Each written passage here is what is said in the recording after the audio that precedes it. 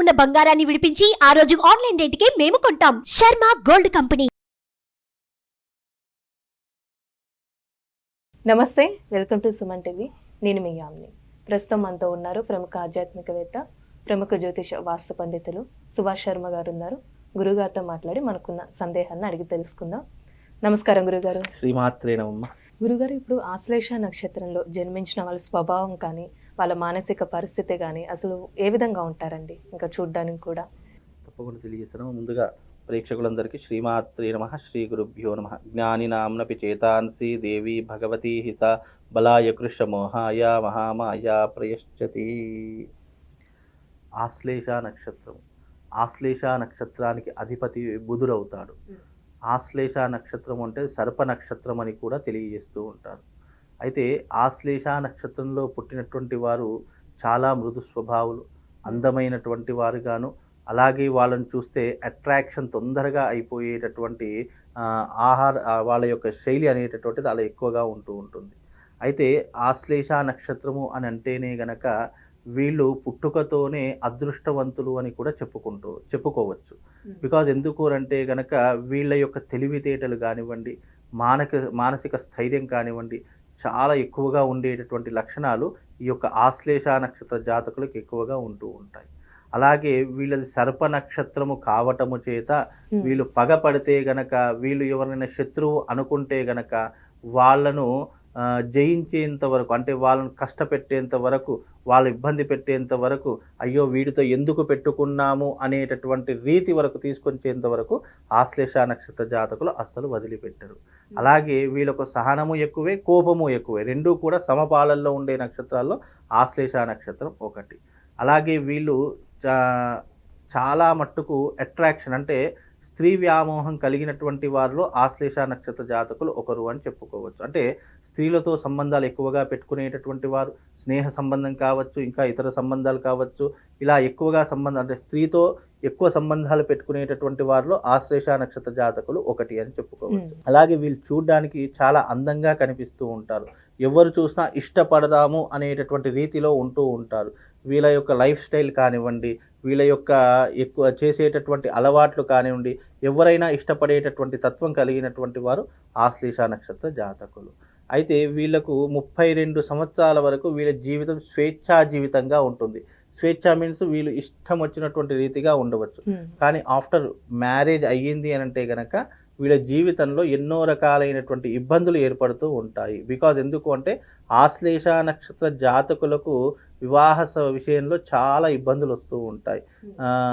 అంటే మొదటి వివాహం విడిపోవడం కానీ, భార్యాభర్తలకు పడకపోవడం కానివ్వండి, ఆఫ్టర్ మ్యారేజ్ అయ్యింది అని అంటే వీళ్ళ జీవితంలో ఏదో ఒక వెల్తీ ఉండడము, గిల్టీ ఫీలింగ్ ఉండడము, లేదు అని అంటే మ్యారేజ్ లైఫ్ అనేటటువంటిది సాటిస్ఫాక్షన్గా లేకపోవడము, వీళ్ళ జీవితంలో ఎక్కువగా ఉండేటటువంటి అవకాశాలు ఆశ్లేష నక్షత్ర జాతకంలో పుట్టినటువంటి వారికి ఎక్కువగా. అలానండి, ఈ నక్షత్రంలో జన్మించిన వాళ్ళకి ఆశ్లేష బలి పూజ చేస్తూ ఉంటారు కదా, అది అందరికీ వర్తిస్తుందా?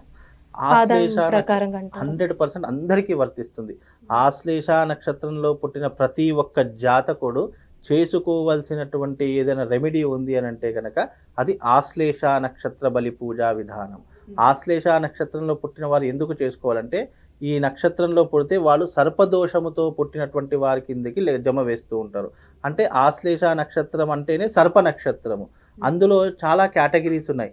ఆశ్లేష నక్షత్రం అయి ఉండి సర్పదోషము ఉంటే కనుక దానికి సర్ప బలి చేయించాలి. అలాగే ఆశ్లేష నక్షత్రంలో పుట్టి ఉండి కాలసర్పదోషం ఉంటే గనక గోదావరి నదీ తీర ప్రవాహ ప్రాంతంలో వాళ్ళ కాలసర్పదోష శాంతి చేయించుకోవాలి. అలాగే ఆశ్లేష నక్షత్రమై ఉండి రాహుకేతు మధ్యలో మిగతా గ్రహాలన్నీ బంధించబడి ఉంటే గనక వాళ్ళకు ఈ యొక్క ఆశ్లేష నక్షత్ర బలి అనేటటువంటిది చేయించాలి. అంటే దీనికి ప్రధానమైనటువంటిది ఆశ్లేష నక్షత్రంలో ఎవరైనా జన్మించినటువంటి వారు ఉంటే గనక వాళ్ళు జీవిత కాలంలో తప్పకుండా ఆశ్లేష బలి ఒక్కసారి చేయించుకోవాలి. అలా చేస్తేనే వాళ్ళు చేసినటువంటి పూర్వజన్మ పాపము కానివ్వండి, ఈ జన్మలో అనుభవించేటటువంటి వ్యాధి పీడలు కానివ్వండి, లేదు అంటే డబ్బుకు సంబంధించినటువంటి ఇబ్బందులు కానివ్వండి, తొలగిపోయేటటువంటి అవకాశాలు ఆశ్లేష నక్షత్ర బలి ద్వారా కలుగుతాయి. ముఖ్యంగా ఆశ్లేష నక్షత్రంలో పుట్టినటువంటి వారికి ప్లస్ పాయింట్స్ ఏంటంటే రూపవంతులు, మంచివాళ్ళు, అలాగే ఎలాంటి విషయాన్నైనా ఇట్టే సాధించేటటువంటి వ్యక్తులలో ఆశ్లేష నక్షత్రం వాళ్ళు ఎక్కువగా ఉంటూ ఉంటారు. వాళ్ళ మాటలతో మెస్మరైజ్ చేసేస్తూ ఉంటారు. వాళ్ళ పని సాధించుకోవడం కోసము ఎవరిని ఎంత మభ్యపెట్టాలో, ఎంత ఊహాలోకంలో తీసుకెళ్లాలో, ఎంత మెట్లెక్కాలో అంతవరకు ఎక్కిస్తూ ఉంటారు. వన్స్ వాళ్ళ పని అయిపోయింది అని అంటే కనుక వాళ్ళ కంటికి కూడా ఎవరు కనిపించరు. అలాంటి స్థితిలో ఈ ఆశ్లేష నక్షత్రం వాళ్ళు ఎక్కువగా ఉంటూ ఉంటారు. అంటే ఈ క్రోధినామ సంవత్సరంలో ఏ విధంగా ఉండొచ్చండి ఆశ్లేష నక్షత్రం? క్రోధినామ సంవత్సరంలో ఆశ్లేష నక్షత్రం కర్కాటక రాశి అవుతుంది. కర్కాటక రాశికి చంద్రుడు అధిపతి కాబట్టి ఈ కర్కాటక రాశి వారికి రాబోయేటటువంటి క్రోధినామ సంవత్సరము కొద్దిగా ఇబ్బంది ఉంది అని చెప్పుకోవచ్చు. గురువు మంచి స్థానంలో లేడు కనుక మంచి స్థానంలో లేడు కాబట్టి ఈ యొక్క కర్కాటక రాశి వారు ఎవరైతే ఉన్నారో కాస్త జాగ్రత్తగా ఉండడం ఇప్పుడు నేర్చుకోవాలి. అలాగే వీళ్ళు డబ్బు విషయంలో కానీ ఆర్థిక విషయంలో చాలా జాగ్రత్త వహించాలి. గుడ్డిగా ఎవరిని కూడా నమ్మకూడదు. ఎవరినైనా నమ్మారనుకోండి తప్పకుండా వీళ్ళు మోసపోయేటటువంటి అవకాశాలు ఎక్కువగా ఉంటాయి. డబ్బులు ఎవరికి పడితే వాళ్ళకి ఇవ్వకూడదు. దానికి జమానతు, షూరిటీ లేదంటే ప్రాపర్టీ షూరిటీ పెట్టుకొని ట్రాన్సాక్షన్స్ అనేటివి చేసుకోవచ్చు. కానీ అయ్యో పాపం అని చెప్పేసి ఎవరి మీద జాలి పడ్డామా ఆ జాలి కాస్త వీళ్ళకు అంటుకొని వాళ్ళ దారిద్ర్యం వీళ్ళకు అంటుకుంటుంది, వీళ్ళ అదృష్టం వాళ్ళకు అంటుకుంటుంది. అంతటి ఇబ్బంది ఉన్నటువంటి నక్షత్రం ఆశ్లేష నక్షత్రం. కనుక ఆశ్లేష నక్షత్రము అంటేనే ఉత్కృష్టమైనటువంటి నక్షత్రం అని నక్షత్రాలలో పేరు. కనుక ఈ ఉత్కృష్టమైనటువంటి ఆశ్లేష నక్షత్రం అనేటటువంటిది జీవితంలో అన్నీ బాగానే ఉంటాయి. కానీ కొన్ని సందర్భాలలో తొందరపడి తీసుకునేటటువంటి నిర్ణయాలకు వీళ్ళు జీవితాన్ని కోల్పోయేటటువంటి అవకాశాలు ఎక్కువగా కనిపిస్తూ ఉంటాయి. అలాగే ఆశ్లేష నక్షత్రంలో పుట్టినటువంటి వారు ఎవరి మాట వినరు. ముఖ్యంగా తల్లిదండ్రులు కానీ వాళ్ళు స్వేచ్ఛగా బ్రతకాలి, నా కాళ్ళ మీద నేను బ్రతకాలి, లేదా నాకు ఉన్నటువంటి నాలెడ్జ్లో నేను ఏదైనా సాధించగలను అనేటటువంటి ఆలోచనలు ఎక్కువగా ఉంటాయి. కొన్నిసార్లు అవి అతిగా మారిపోయి వీళ్ళ గతి తప్పేటటువంటి అవకాశాలు ఎక్కువగా ఆశ్లేష నక్షత్ర జాతకులకు ఉంటుంది. కనుక అలానే వీళ్ళకి కలిసి వచ్చే నక్షత్రాలు ఏంటండి వివాహ విషయానికి వస్తే? ఆశ్లేష నక్షత్రానికి శుభతారలు అనేటటువంటివి చాలా తక్కువ స్థాయిలో ఉంటాయి. 4-5 నక్షత్రాలు ఉంటాయి. అంతకు మించి ఆ అమ్మాయికి కానీ అబ్బాయికి. ఆశ్లేష నక్షత్రంలో పుట్టినటువంటి జాతకులకు మఘా నక్షత్రం ఒకటి, ఉత్తరా నక్షత్రము, చిత్తా నక్షత్రము, మూలా నక్షత్రము, ఉత్తరాషాఢ, ధనిష్ట ఈ నక్షత్రాలు వీళ్ళ జీవితంలో కలిసి వచ్చేటటువంటి నక్షత్రాలు. ఇక మిగతా నక్షత్రాలన్నీ కూడా దీనికి వ్యతిరేకమైనటువంటి నక్షత్రాలే. వీళ్ళు ఎవరితో కూడా తొందరగా ఇమ్మడలేరు, అంటే అడ్జస్ట్మెంట్ కాలేరు. ఎందుకు అనంటే బికాజ్ వీళ్ళ యొక్క లైఫ్ స్టైల్ కానీ వీళ్ళ ఆలోచన తీరు కానీ పక్కకి ఎవరైనా ఉన్నా కానీ వాళ్ళ గురించి పట్టించుకోరు. వీళ్ళ ఆలోచనలో వీళ్ళే ఉంటారు. కనుక ఈ ఆశ్లేష నక్షత్ర జాతకులు ఎవరైతే ఉన్నారో వాళ్ళు వీలైనంత వరకు ఆశ్లేష బలి పూజను చేయించుకోండి. అది ఎవ్రీ మంత్ ఆశ్లేష నక్షత్రం వస్తుంది. ఎప్పుడైతే ఆశ్లేష నక్షత్రం వస్తుందో ఆ టైంలో ఆశ్లేష బలి పూజలు అనేటటువంటివి జరుగుతాయి. కనుక ఈ ఆశ్లేష నక్షత్రంలో జన్మించిన ప్రతి ఒక్కరూ కూడా తమ జీవిత కాలంలో ఒకసారైనా చేసుకునేటటువంటిది ఆశ్లేష బలి పూజా విధానము. ఈ రెమెడీ ఒక్కటి చేసుకోండి, మీ జీవితం అంతా కూడా హ్యాపీగా ఉంటుందండి. అలానే వీళ్ళు కలిసి వచ్చే రంగు కానీ నెంబరు ఎలాంటి దైవాన్ని ఆరాధిస్తే మంచిదండి? వీళ్ళకు అదృష్ట రంగు వచ్చేసి గోల్డ్ కలర్ ఒకటి, వైట్ కలర్ ఒకటి. ఈ రెండు అదృష్టమైనటువంటి రంగులు వీళ్ళకు. అలాగే వీళ్ళకు అదృష్ట సంఖ్యలు వచ్చేసి 2, 3, 5 ఈ 3 కూడా వాళ్ళకు కలిసి వచ్చేటటువంటి సంఖ్యలు. అలాగే వీళ్ళు ఎక్కువగా బుధవారం పూట ఏ పని కూడా ఆచరించకూడదు, ఏ పని చేయకూడదు, కొత్త ఊళ్ళకు ప్రయాణాలు చేయకూడదు. ఎందుకంటే ఘాతవారం బుధవారం అవుతుంది కాబట్టి బుధవారం రోజున ఎలాంటి పనులు చేయకుండా ఎవరి ఇంటి పట్టున ఉంటే వాళ్ళకు చాలా ఉత్తమమైనటువంటి మార్గము.